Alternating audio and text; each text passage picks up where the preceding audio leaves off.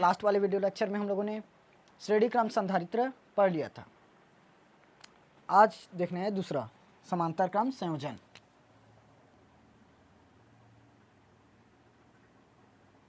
समांतर क्रम संयोजन, पहला क्या था? श्रेणी क्रम, और दूसरा है समांतर क्रम, इन पैरेलल।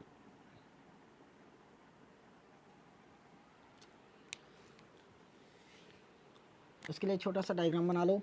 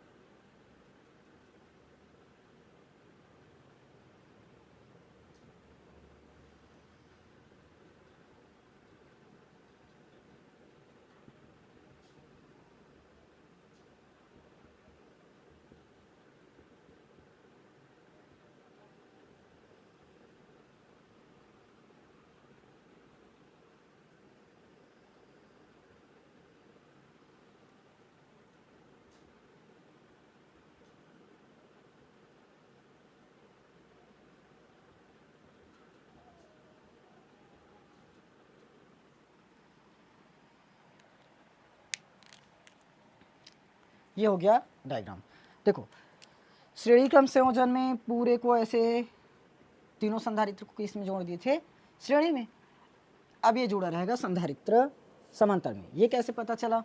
समांतर क्रम संयोजन में C1 के पहले प्लेट को, C2 के दूसरे प्लेट को और C3 के पहले प्लेट को एक बिंदु A से जोड़ दिया जाता है। क्या हुआ? C1 के पहले प्लेट, C2 के पहले प्लेट और C3 तीनों के पहले प्लेट को एक बिंदु A से जोड़ दिया जाता है। फिर C1 के दूसरे प्लेट, C2 के दूसरे प्लेट और C3 के दूसरे प्लेट को एक बिंदु B से जोड़ दिया जाता है।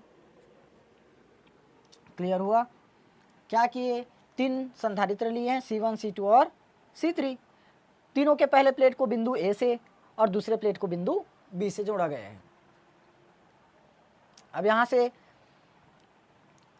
जब A को क्या किया जाता है? प्लस क्यू आवेश दिया जाता है। तब देखो, A को प्लस क्यू आवेश देंगे तब यहाँ से धारा प्रवाहित होने लगेगी। अब धारा किस में जाएगा? यहाँ तो तीन कैपेसिटर है, C1, C2 और C3, तो इसलिए धारा तीनों में जाएगा। एक जाएगा इधर से C1 में, यहाँ से C2 में और यहाँ से C3 में।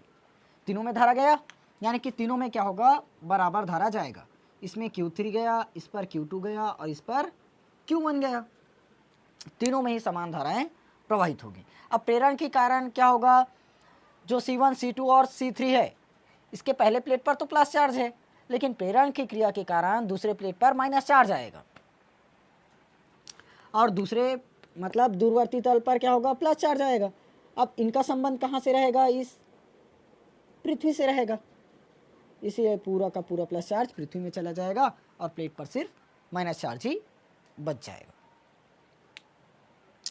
और A और B दो बिंदुओं के बीच ही बनता है विभवांतर, तो यहाँ पर बिंदु क्या है? A और B, दोनों के बीच में विभवांतर क्या हुआ? V। क्लियर हुआ? देखो, थ्योरी क्या लिखोगे? माना C1, C2, C3 तीन संधारित्र है जिन्हें समांतर क्रम में जोड़ा गया है।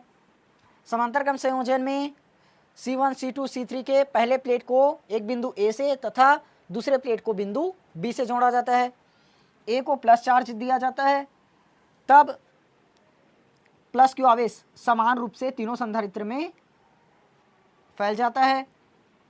प्रेरण की क्रिया के कारण दूसरे प्लेट के समीपवर्ती तल पर माइनस चार्ज, दूरवर्ती तल पर प्लस चार्ज आ जाता है और ये प्लस चार्ज B से होता हुआ पूरा पृथ्वी में चला जाता है और सिर्फ माइनस चार्ज ही दूसरे प्लेट पर बच जाता है।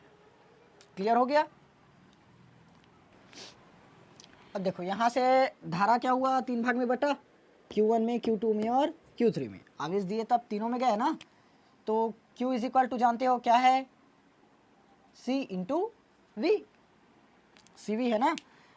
तो पहले के लिए क्या हो जाएगा? C1 के लिए Q1 और C1।